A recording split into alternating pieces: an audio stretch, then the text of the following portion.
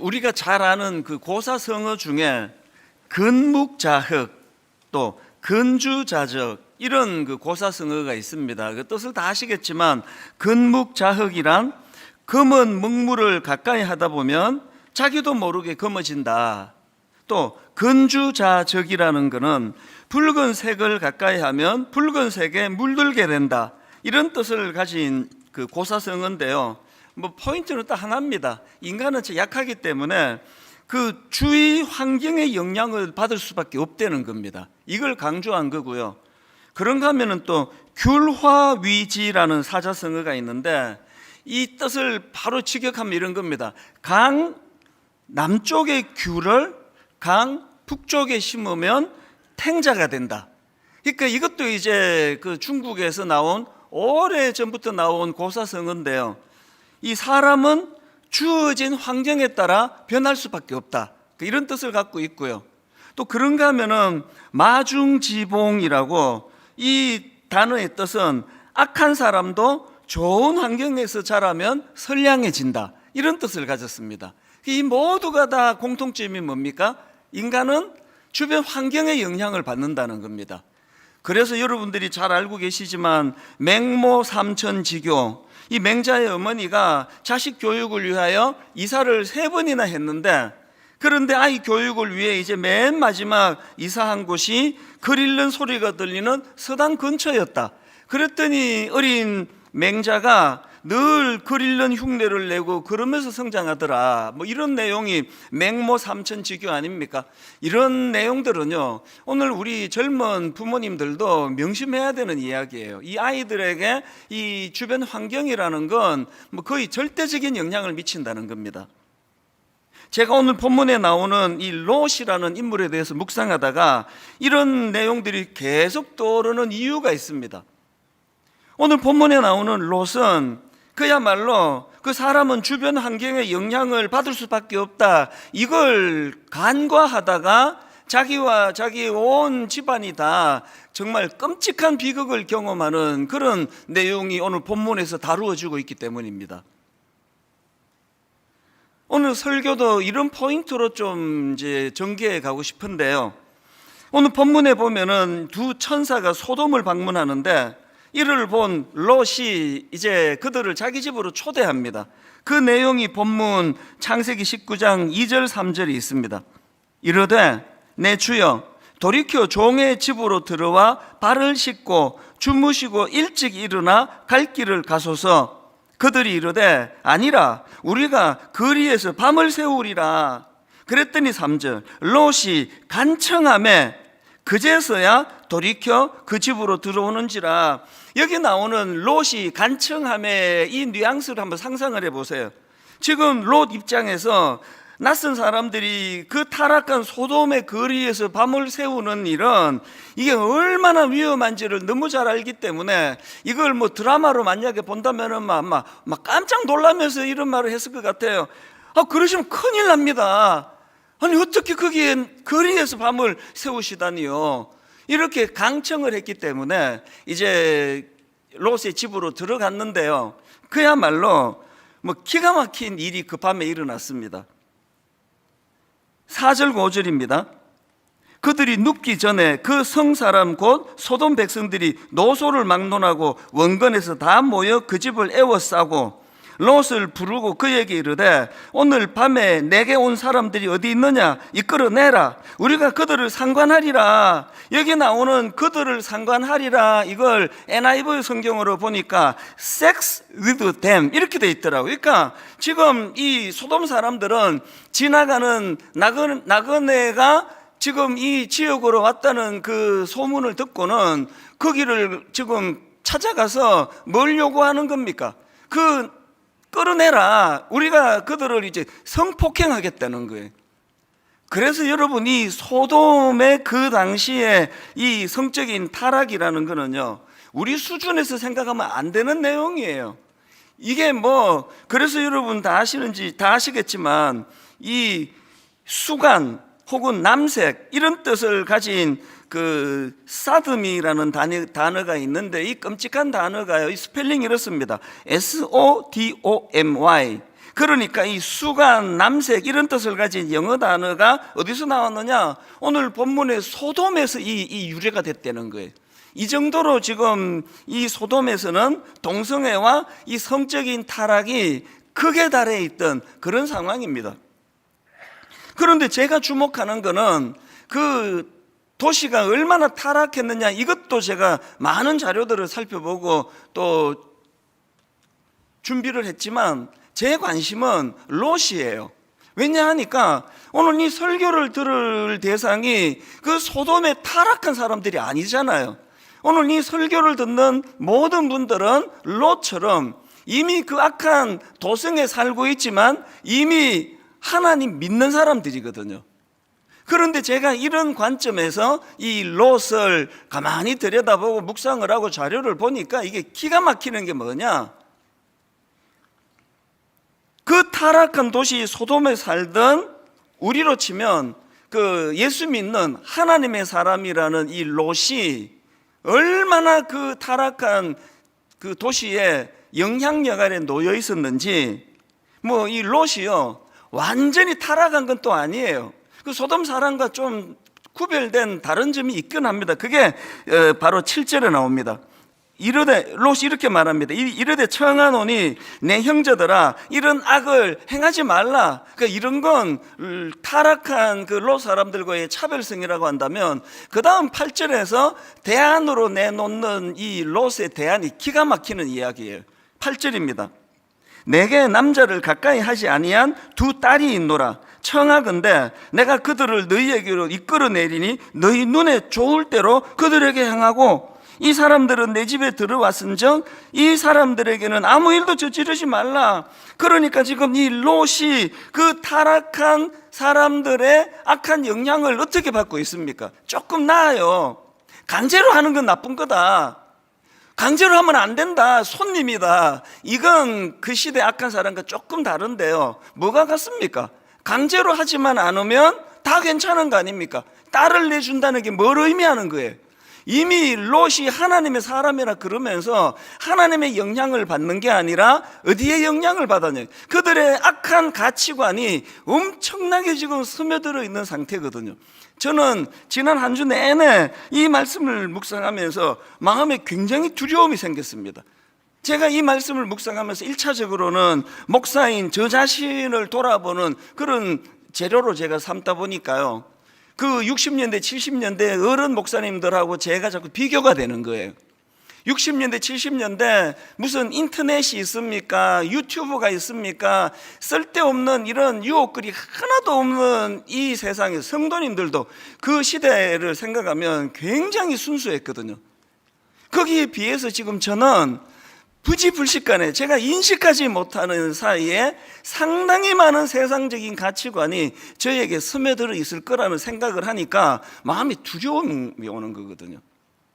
그리고는 2차적으로 제가 묵상을 할 때 여러분 생각한 겁니다. 오늘 이 설교를 들으시는 수많은 크리스찬 분들이 이 악한 소돔 같은 이 세상에 영향을 받을 수밖에 없는 그런 상황이다 보니까 이게 얼마나 저에게 마음에 두려움을 가져다 줬는데요. 그 보이지 않는 영향력, 이런 제목의 책이 있습니다. 이 책은 미국 교수님이 쓴 책인데요, 펜실베니아 대학교의 와튼 스쿨의 교수입니다. 조나 버그 교수가 쓴 책인데, 이분은 교수님으로서 활동했을 뿐만 아니라 이 사회적 영향력에 대한 연구를 오래 해온 전문가예요. 이분이 이제 수많은 실험과 조사를 통해서 어떤 결론을 내렸는가 하니까 딱 한마디로 이분의 주장을 핵심만 말하자면 이겁니다. 우리가 내리는 모든 결정의 99.9%는 타인에 의해 이루어진다. 그러니까 우리 인간의 삶을 지배하는 건 보이지 않는 어떤 영향력에 의해서 우리는 늘 끌려간다는 거거든요. 이런 이야기를 가볍게 들을 수 없는 게요, 뭐 저 같은 비전문가가 상식적으로 하는 이야기가 아니에요. 이거는 뭐 이 분야의 완전 대가입니다. 그 전문가가 오랜 시간 연구해서 내린 결론이 이거라고 한다면, 지금 우리가 생각하는 거, 우리가 뭘 결정하는 거, 이게 지금 롯이 그 시대의 악한 시대를 자기도 모르게 영향받아가는 것처럼 우리 모든 그리스도인들이 이거 긴장해야 되는 그런 사안이라는 겁니다. 그래서 이게 서두에 말씀드렸던 근묵자흑, 근주자적, 그럼 나는 그런데 영향 안 받아요, 이런 말이 제일 어리석은 거예요. 예전에 제가 한번 이 자리에서 설교하다가 그 설교 들으시는 성도님들에게 이런 질문을 드린 적이 있습니다. 제 성경책 이렇게 들면서, 여러분, 목사인 제가 이 성경책의 영향을 더 받겠습니까? 플레이보이 잡지, 음란 잡지의 영향을 더 받겠습니까? 이렇게 물었더니요, 고맙게도 막 대부분의 분들이 성경책이요 이렇게 대답을 해서 너무 감사했습니다. 그러나 불행하게도 정답이 아니에요. 너무 놀라지는 마세요. 우리 목사님이 포르노 영향을 받아, 그게 아니고요. 저는요, 성경책의 영향을 더 받는 것도 아니고 포르노 잡지의 영향을 더 받는 것도 아니고 제 손 가까이에 있는 것에 영향을 받습니다. 이건 제가 만들어낸 말이 아니고 그 23살 때 이민 가서 이민교회에서 그때 한국에서 온 외부 강사님이 들려준 이야기예요.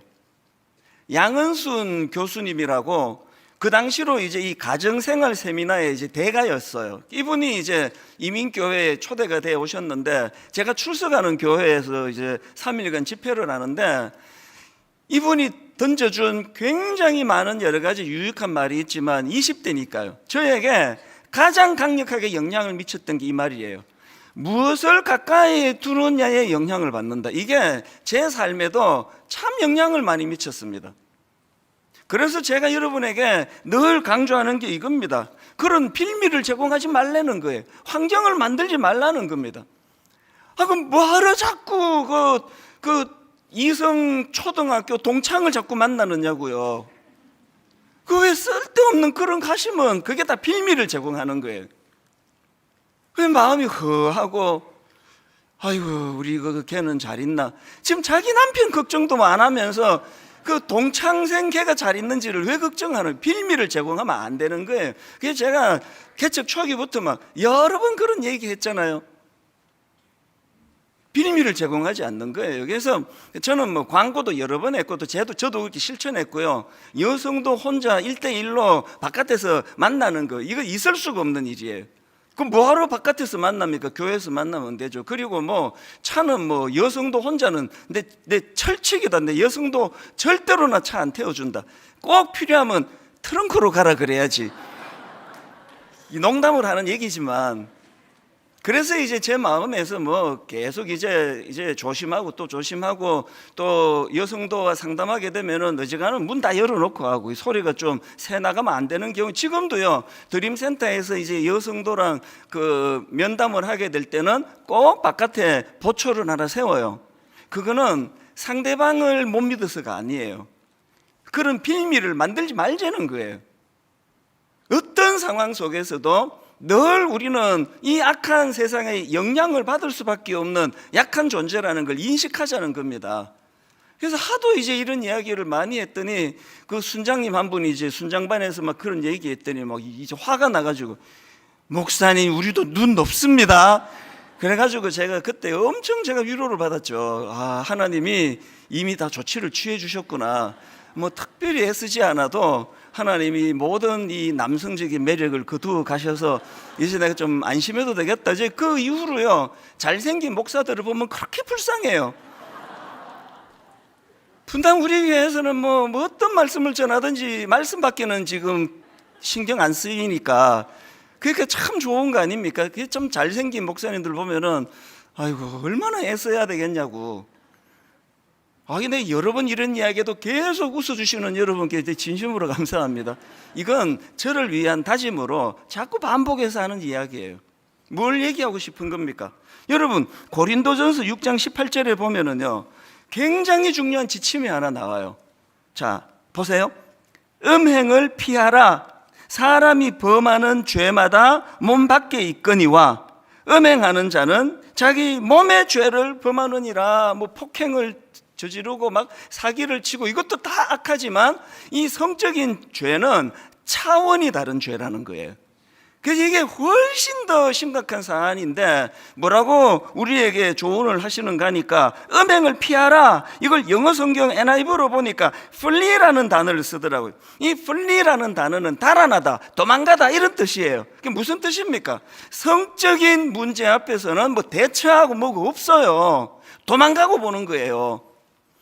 굉장히 이거를 잘한 사람이 요셉 아닙니까? 뭐 아줌마 왜 나한테 이런 짓을 하려고 그래요? 아줌마 나이가 몇 살인데 어린 나를 갖고 해보겠다고 그러는 거 없어요. 그냥 막 엎어서 제끼고 도망가는 겁니다. 이게 우리에게 주는 지침이고 제가 갖고 있는 지침이에요. 그래서 여러분, 사랑하는 아내 말고 남편 말고 더 이상의 깊은 교제가 왜 필요하냐고요. 누군가라도 그 남자 동창생 만나고 여자 동창생 만나고 뭐 대화하고 그러면 그때부터 아내와 그 사람이 자꾸 비교의 대상이 돼요. 이게 굉장히 위험한 거거든요. 온 세상에 이성은 아내 한 사람밖에 없으면 가정이 행복해져요. 비교할 게 없잖아요. 그리고 나이가 들어갈수록 저는 이거 진심인데요, 저는 진짜 제 아내에게 잘 보이고 싶어요. 얼마나 잘 보이고 싶은지 모릅니다. 유일한 이성인데 내가 이 사람에게 잘 보이고 싶어가지고 막 얼마나 내가 아양도 떨고 애교도 떨고 막 잘 보이고 싶어요. 저는 솔직히 우리 애들보다 제 아내에게 관심이 훨씬 많습니다. 지들은 또 지들 배우자 만나가지고 뭐 어떻게 또 살겠죠 뭐. 창조 질서라는 건요, 성경 말씀을 간과하지 않는 거예요. 피하라 그러잖아요. 도망가라 그러잖아요. 그 빌미를 만들지 말라고 그러는 거예요.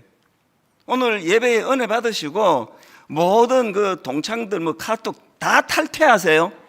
다 탈퇴하시고 외로우면 아내를 더 사랑하고 남편을 더 사랑하고 더 잘해주고, 그래서 이 창조 질서 안에서 우리가 이 문제를 해결해 가야 된다. 바로 그 얘기입니다.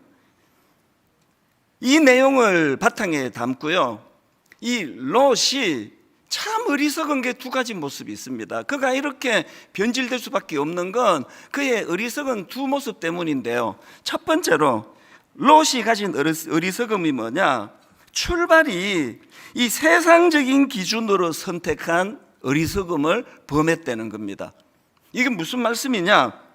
자, 창세기 13장 8절 9절입니다.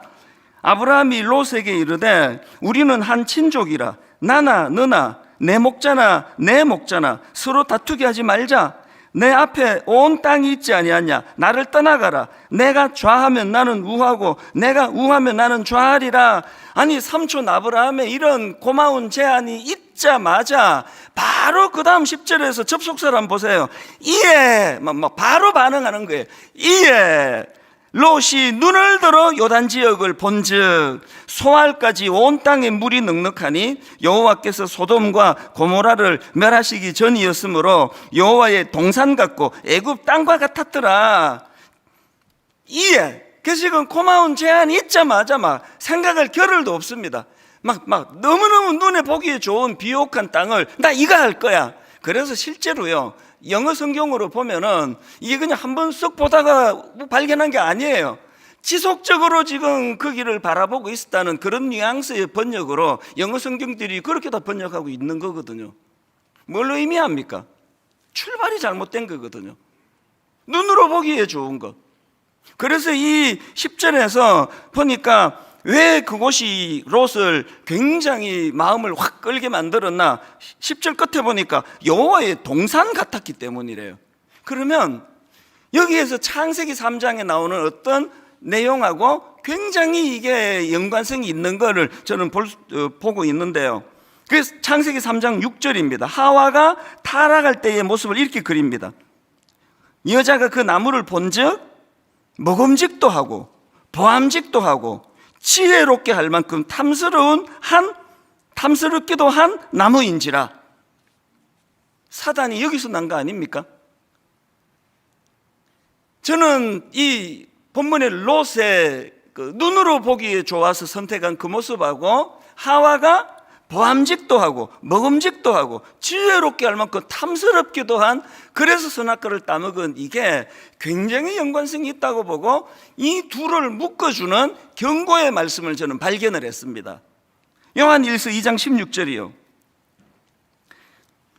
이는 세상에 있는 모든 것이 육신의 정욕과 그 다음에 안목의 정욕과 이생의 자랑이니 다 아버지께로부터 온 것이 아니요 세상으로부터 온 것이라. 이 롯의 첫 출발이 잘못된 거예요.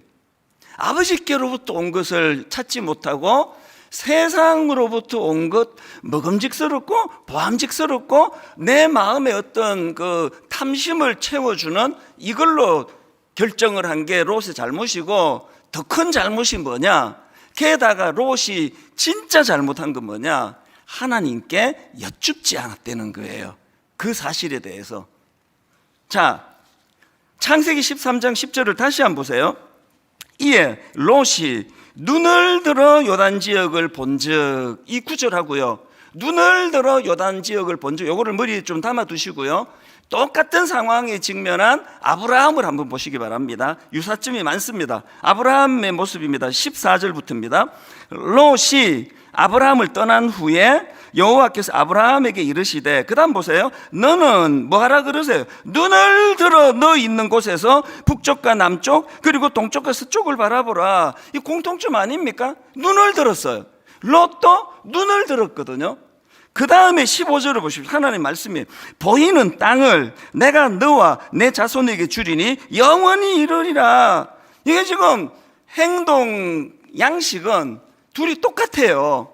눈을 들었어요. 그리고 원하는 땅을 바라보았고 그것에 대하여 흡족한 마음을 가졌는데, 유사하게 전개되는 두 그림이지만 결정적인 차이가 있습니다.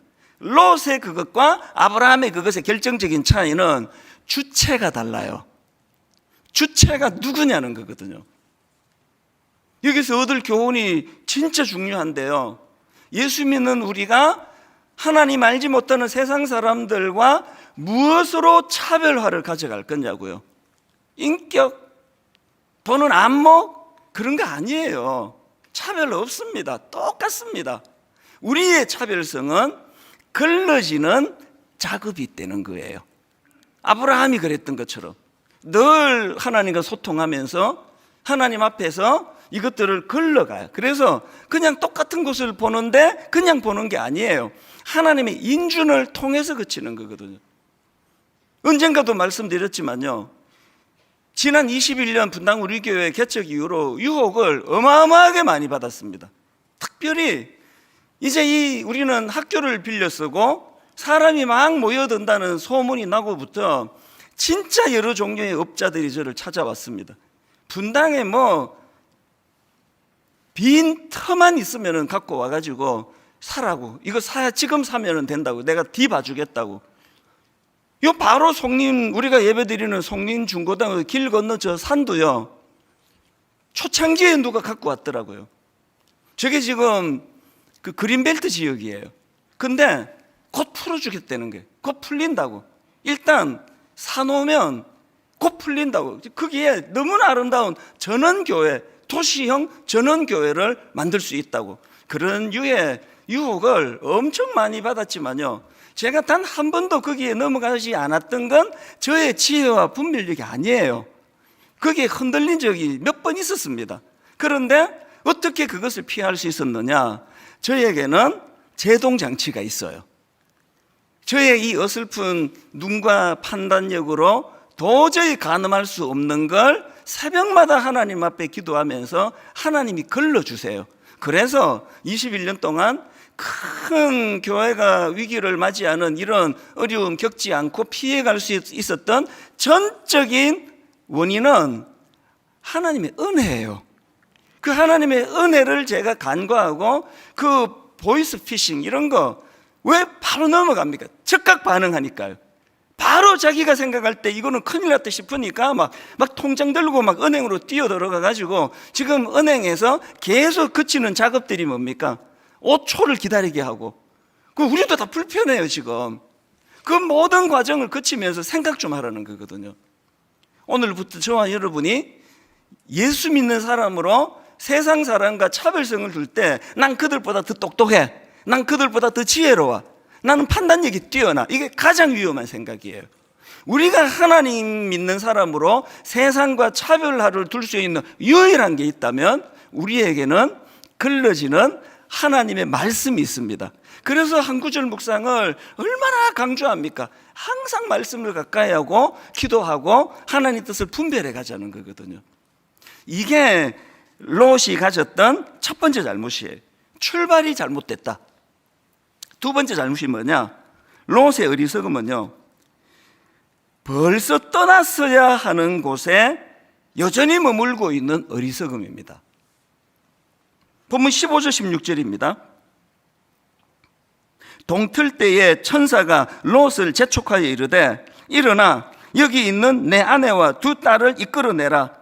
이 성의 죄악 중에 함께 멸망할까 하노라. 그랬더니 16절, 그러나 롯이 뭐 했습니까? 지체하매.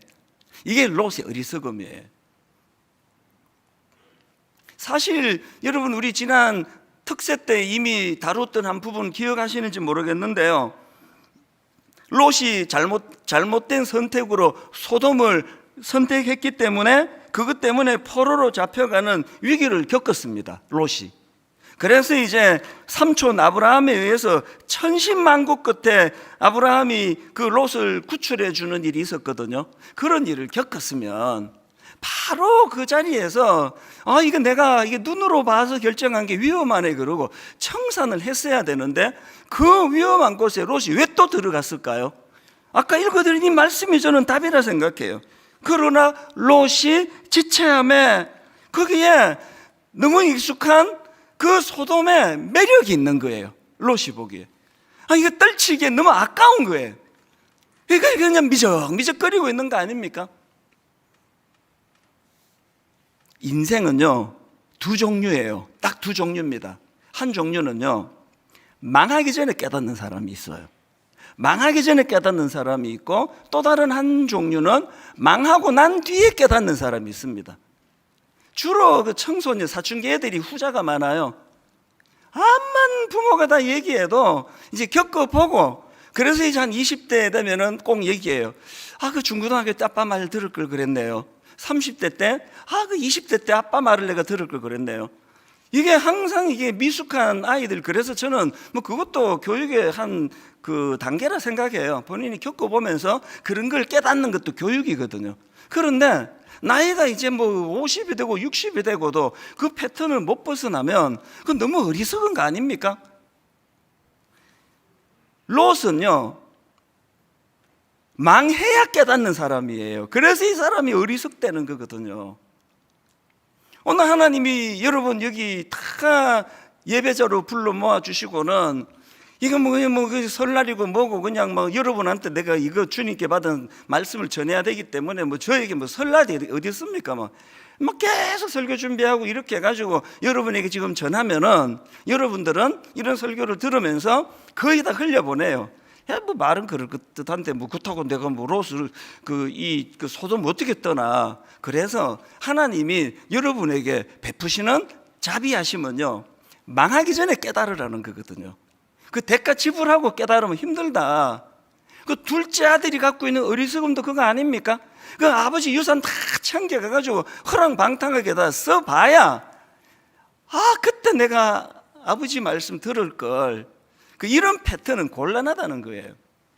이런 면에서 저는 오늘 저와 여러분 모두가 다 하나님 앞에서 이 롯을 통해서 우리는 망하고 난 후에 눈물 흘리며 깨닫는 길이 아니라 망하기 전에 깨닫는 길을 택하게 되기를 바랍니다.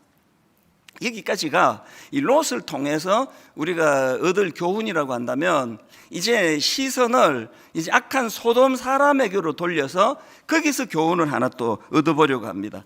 자, 오늘 본문 4절과 5절을 다시 한번 보십시오. 그들이 눕기 전에 이 성사람 곧 소돔 백성들이 노소를 막론하고 원건에서 다 모여 그 집을 에워싸고 롯을 부르고 그에게 이르되 오늘 밤에 내게 내게 온 사람들이 어디 있느냐 이끌어내라. 우리가 그들을 상관하리라. 지금 나이 든 사람이나 젊은 사람이나 알 것 없이 막 몰려들어가지고 뭐 누군지도 몰라요. 하여튼 뭐 끌어내라. 그들을 성폭행하겠다. 이걸 제가 묵상하다가 진짜 중요한 근원적인 문제를 하나 발견했습니다.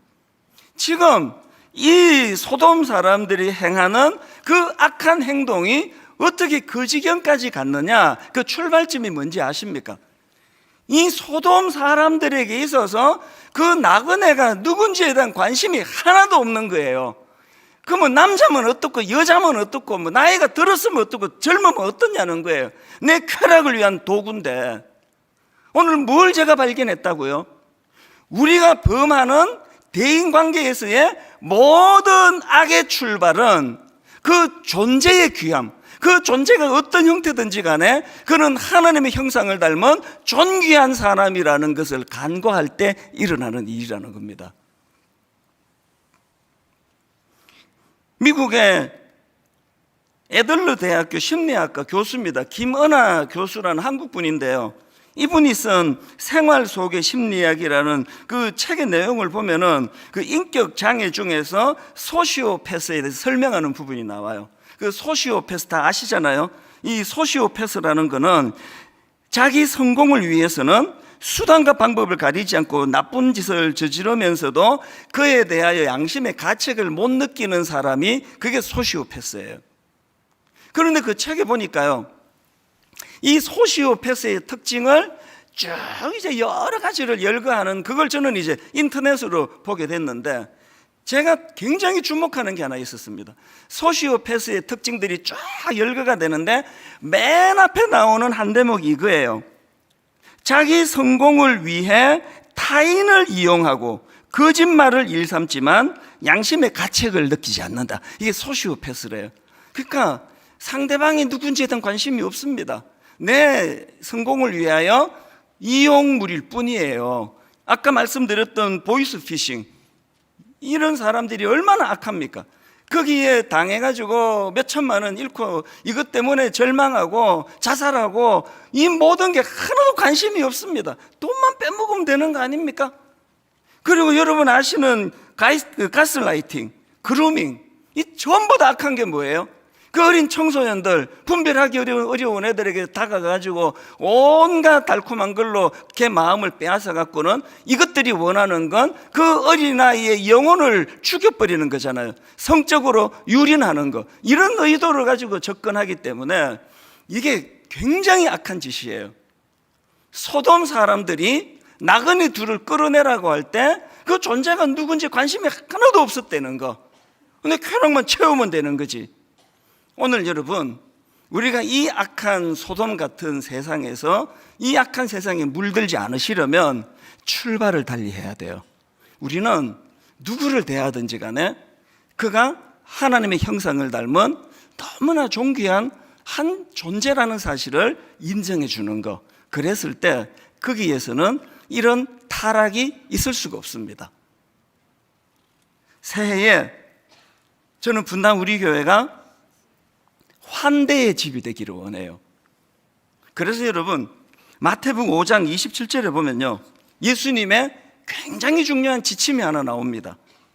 또 간음하지 말라 하였다는 것을 너희가 들었으나 나는 너희에게 이르노니 음욕을 품고 여자를 보는 자마다 마음에 이미 간음하였느니라.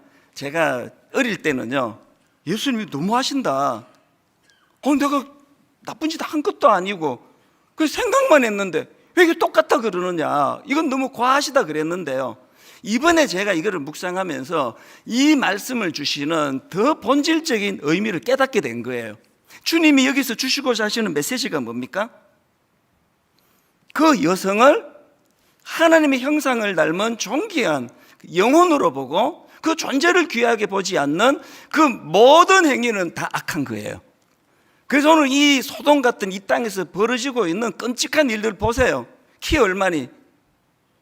몸무게가 몇 킬로야? 허리 얼마? 뭐 걸핏하면은 뭐 2두박근, 3두박근. 오늘 이 모든 게 우리 믿는 우리도 거기에 젖어가지고 너무 쉽게 내뱉는 여성을 하나님의 형상을 닮은 영혼으로 보지 않는 모든 건 다 악한 거예요. 궁금해하지 마세요. 저 사람 키가 얼마인지 왜 궁금하냐고요. 왜 허리가 잘록해야만 그게 가치가 있는 존재냐고요.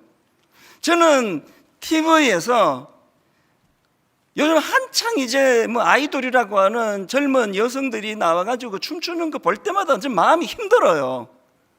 온통 그 어린애를 상품으로 만들어가지고 여기 우리도 좀 놀아나고 있는 거 아닙니까? 분당 우리 교회가 환대의 집이 되기 위해서는 이 교회를 찾아오는 그 사람이 나그네건, 오늘 여기 첫날 처음 온 사람이건, 오래 교회에 헌신했던 사람이건, 그 사람이 목사건 담임 목사건 이런 걸로서 차별하지 않고 그 어떤 사람도 너무나 하나님의 형상을 닮은 존귀한 사람이라고 그렇게 대우하고 기뻐 환영하고 그 존재를 인정하고, 제가 청소년 사역할 때 너무나 바랐던 게 이거예요. 우리 아이들이 엿새 동안 너 그 성적 뭐 암기 테스트 하듯이 이런 걸로 줄 세우는 교육 앞에 주눅 들어 있는 아이들, 외모가 아름답지 않은 것 때문에 날마다 무시당하는 이런 애들이 내가 지도하는 부서에 오면은 이런 것들로부터 자유하면서 교회는 이런 걸로 사람을 차별하지 않고 이런 걸로 사람을 더 편애하고 이런 일이 없는 곳이라는 이거를 만드는 게 제 꿈이었거든요. 분당 우리 교회 그렇게 되기 원합니다. 그래서 부탁하는데요, 너무 비싸고 화려한 옷은 그 주중에 입으시고요, 교회 올 때는 안 입으시면 좋겠습니다. 그것 때문에 마음이 상하는 분이 계시기 때문이에요. 어떤 옷을 입었든지 관계없이, 얼마나 많은 세상에서 대단한 일을 하고 있는지 관계없이 교회에서는 그 존재를 귀하게 여겨주는, 그래서 그거를 이용해 먹기 위해 가지고 교회에 들어가지고요 온갖 그 그냥 간슬게 다 빼주고는 그렇게 하고는 사기치고 도망가는 이런 정말 비열한 사람들이 교회 안에 잊혀질만 하면 나오는 게 현실이에요. 놀아나시면 안 됩니다. 결론을 저는 이렇게 맺기를 원합니다. 한 가지만 더 살펴보기 원하는데요, 9절 말씀을 보십시오. 악한 것들이 이렇게 말합니다. 그들이 이르되 너는 물러나라. 또 이르되 이 자가 들어와서 거류하면서 우리의 법관이 되려 하는도다. 이제 우리가 그들보다 너를 더 헤아리라 하고 롯을 밀치며 가까이 가서 그 문을 부수려고 하는지라. 저는 이 9절 말씀을요 우리 시대를 상징적으로 보는 것 같아요. 여러분, 가정을 무너뜨리는 악한 문화를 우리 막을 수 없습니다. 우리 힘으로 그 문을 막을 수가 없다니까요. 누가 이것을 막아주었나? 그 다음 10절 11절이에요 그 사람들이 손을 내밀어 롯을 집으로 끌어들이고 문을 닫고 문 밖에 무리를 대소를 막론하고 그 눈을 어둡게 하니 그들이 문을 찾느라고 헤매었더라. 여러분, 그 음란하고 악한 이 시대 문화가 우리 가정으로 몰고 들어오는 거 우리는 막을 수 없습니다. 왜? 이거는 우리 영역이 아니에요. 하나님의 영역이에요. 하나님이 하실 일입니다. 하나님이 우리 가정을 보호해 주실 것입니다. 아무리 미련하고 우둔한 그런 부모를 할지라도 늘 하나님께 이 아이를 의뢰하고 의지하고 맡겨야 되는 이유가 여기에 있습니다. 그래서 저는 이 말씀을 준비하면서 이 찬양이 마음에 계속 맴돌았습니다. 세상의 유혹 시험이 내게 몰려올 때에 뭘 깨달아야 됩니까? 나의 힘으로 그것들 모두 이길 수 없네. 이거 깨달아야 돼요. 그래서 그 다음 가사를 보니까 거대한 폭풍 가운데 위축된 나의 영혼, 어찌할 바를 몰라 헤매이고 있을 때 그때 어떡하라고요? 그 다음 가사가 이렇습니다. 주를 찬양, 손을 들고 찬양. 이게 좀 생뚱맞지 않으세요?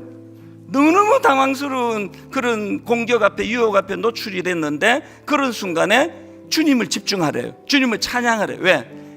전쟁은 나에게 속한 것이 아니니, 내가 애써서 막을 수 있는 게 아니니, 전쟁은 하나님께 속한 것이니. 오늘 여러분, 이 말씀이 저와 여러분과 저와 여러분의 자녀들과 저와 여러분의 배우자와 저와 여러분의 가정을 지키는데 너무나 놀라운 지침의 말씀이 되기를 주님 이름으로 축원합니다. 하나님 앞에, 하나님, 이건 내가 막을 수 없습니다. 우리 아이 사랑하지만 내가 지킬 수 없습니다. 하나님께 맡겨드립니다. 하나님의 영역입니다. 하나님이 인도하여 주시옵소서.